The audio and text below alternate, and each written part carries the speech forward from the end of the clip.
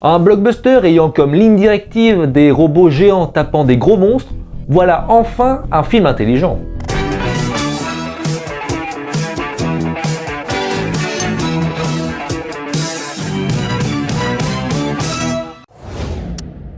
Bonjour à toutes et à tous et bienvenue dans cette nouvelle vidéo consacrée à Je t'envoie un paquebot dans la tronche et c'est trop bien, ou plus sérieusement à Pacific Rim, premier du nom, sorti en 2013 et réalisé par Guillermo del Toro. Guillermo del Toro qui est entre autres à l'origine du célèbrement culte Labyrinthe de Pan. L'histoire commence avec une voix off qui raconte l'arrivée des premiers kaiju via une brèche au fond de l'océan Pacifique. Les kaiju, c'est le nom donné aux monstres qui sortent de l'océan. Après avoir tenté vainement de lutter avec les moyens actuels, les pays se sont unifiés pour combattre ces monstres venus d'ailleurs. En mettant leurs forces en commun, ils réussirent à construire des robots géants capables de rivaliser contre ces monstres. Ces machines, appelées Jaeger, sont pilotées par au moins 2 humains connectés au même pont neuronal. Cette notion de connexion est très importante car il faut que les 2 pilotes soient parfaitement synchronisés. Sont donc choisies des personnes qui ont des choses en commun, comme par exemple 2 frères ou un père et son fils. Parmi eux, nous avons Riley Beckett, joué par Charlie Hunnam, qui a quitté le programme Jaeger, et Starker Pancoast, joué par Idris Elba, qui lui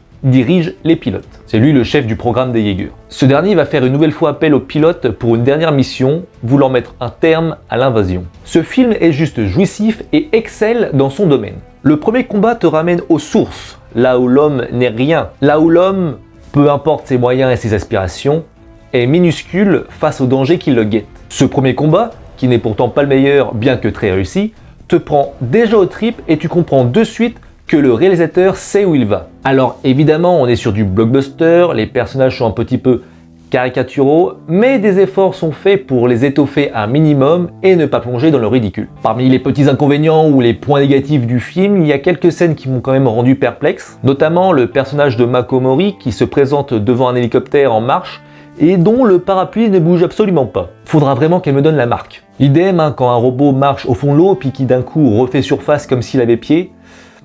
Là pareil, j'ai pas trop compris comment c'était possible. Ils le refont même dans l'autre sens où il a pied et d'un coup il plonge comme si c'était un sous-marin qui pouvait descendre au fond de l'eau.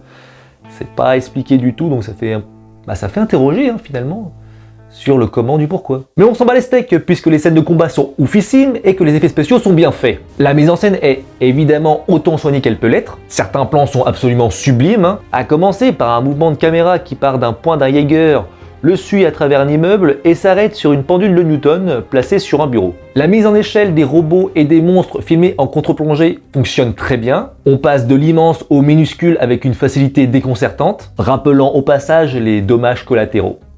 Oui, il y en a. Ah si, je jure, il y a des dommages collatéraux. Ah ouais, je les ai bien vus. On a vraiment l'impression de puissance et de lourdeur, que ce soit des monstres ou les robots. C'est vraiment très bien fait et impressionnant à l'écran. Tous les combats, et ils sont nombreux, sont toujours lisibles et ne perdent jamais le spectateur. Celui-ci en prend plein les yeux tellement l'action est du jamais vu. Et c'est vrai que maintenant, je regrette vraiment de ne pas avoir été le voir au cinéma, surtout pour le voir en 3D. Parce que d'après ce que j'ai pu voir, la 3D était vraiment bien faite. Bon, c'est vrai que niveau destruction, le film fait vraiment le travail.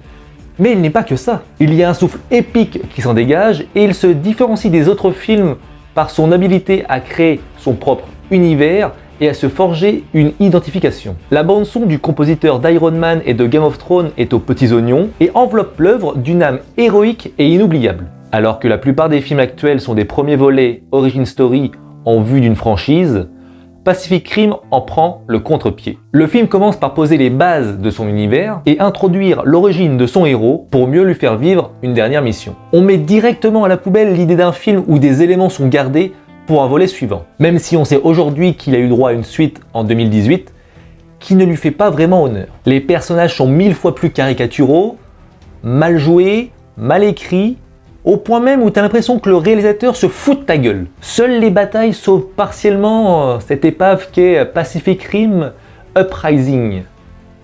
Uprising. C'est plus mais en moins bien. Clairement, c'est à chier.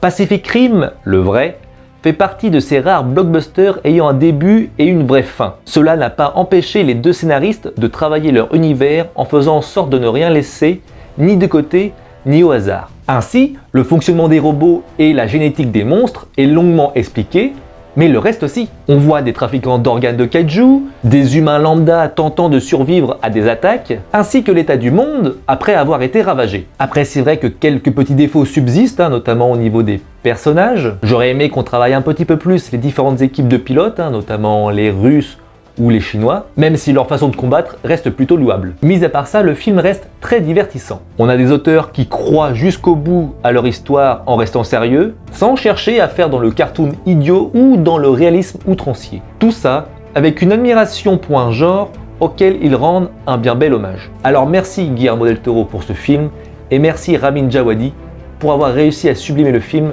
par sa bande-son. En conclusion, Pacific Rim est à l'image de ses monstres et de ses Jaeger, un film géant.